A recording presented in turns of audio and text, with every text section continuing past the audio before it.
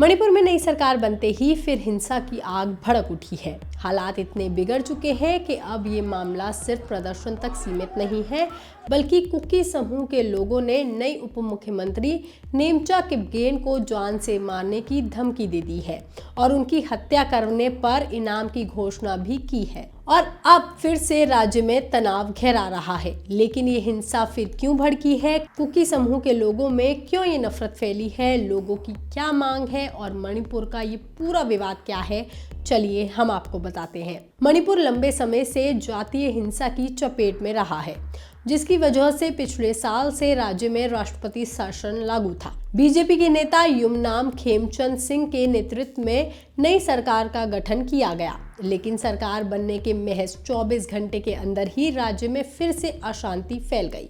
मणिपुर के चूराचंदपुर जिले से हिंसा भड़क उठी और लोग नई सरकार में शामिल डिप्टी सीएम नेमचा किपगेन की शपथ के खिलाफ विरोध प्रदर्शन करने लगे। लेकिन अब ये सिर्फ प्रदर्शन तक ही नहीं रुका है। लेकिन हराल की एक रिपोर्ट के मुताबिक कुकी समूह विलेज वॉलंटियर्स ने नेमचा किपगेन की हत्या के लिए 20 लाख रुपए का इनाम घोषित किया है।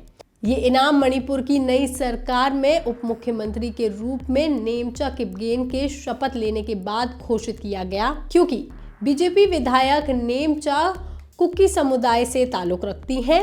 इससे पहले वो बीरेन सरकार में अलग अलग पदों पर मंत्री रह चुकी हैं। लेकिन जातीय हिंसा के दौरान इम्फाल में उनका सरकारी आवास जला दिया गया था। वो उन 10 कुकी जो विधायकों में शामिल हैं, जिन्होंने पहाड़ी क्षेत्र के लिए अलग प्रशासन की मांग की थी, मगर अब वो सरकार में शामिल हो गई हैं। लेकिन कुकी समुदाय अलग प्रशासन की मांग कर रहा है और वो नहीं चाहता कि उसके समुदाय का कोई भी विधायक इस सरकार में शामिल हो। सूत्रों के मुताबिक कुकी जो समुदाय का कहना है कि उन्होंने पहले की हिंसा में भारी दर्द और नुकसान झेला है। आरोप है कि इम्फाल में दिन दहाड़े सड़कों पर कुकी समुदाय के लोगों की हत्या की गई, उनकी करोड़ों की संपत्ति जलाकर राख कर दी गई। इसलिए वो लगातार अलग प्रशासन की मांग कर रहा है।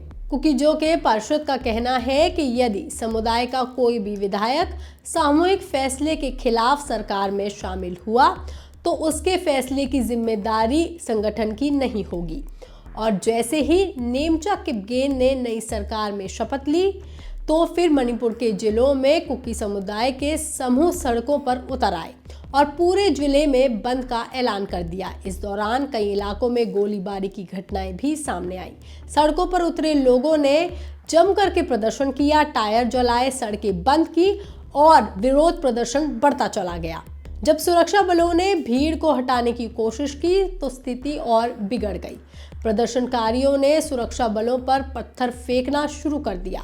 सड़कों पर बवाल बढ़ने लगा, जिसको काबू में लाने के लिए सुरक्षा बलों ने पहले लाठीचार्ज किया और फिर आंसू गैस के गोले छोड़ दिए, जिसके बाद प्रदर्शनकारियों और सुरक्षा बलों के बीच भी हिंसक झड़प होने लगी, जिससे कई इलाकों में तनाव गहराता गया। दिन भर हालात तनावपूर्ण बने रहे और प्रदर्शनकारियों और सुरक्षा बल लड़ते रहे।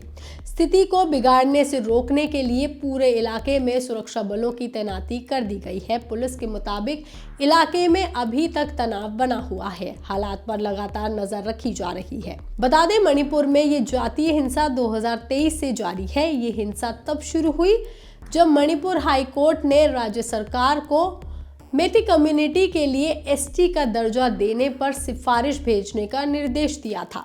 इस आदेश के बाद कुकी समुदाय में आक्रोश फैला और हिंसा भड़क उठी। कुकी पहले से ही एसटी श्रेणी में है। उन्हें डर है कि अगर मेती को भी एसटी का दर्जा मिलता है तो वो पहाड़ी इलाकों में जमीन खरीद सकेंगे और इससे उनका सांस्कृतिक और सामाजिक और भौगोलिक अस्तित्व खतरे में पड़ जाएगा। मणिपुर के इम्फाल में लगभग 10% भूमि क्षेत्र है जहां मेती बहुत संख्यक रहते हैं। बाकी 90% पहाड़ी इलाका कुकी और नागा समुदाय का है।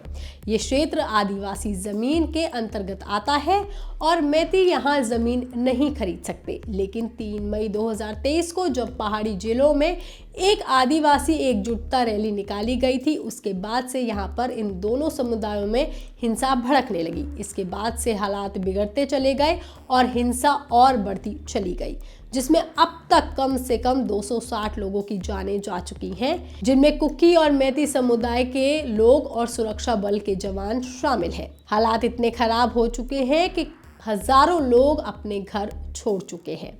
हालांकि इस खबर पर, इस जानकारी पर आपका क्या कहना है, आप हमें कमेंट करके ज़रूर बताएं।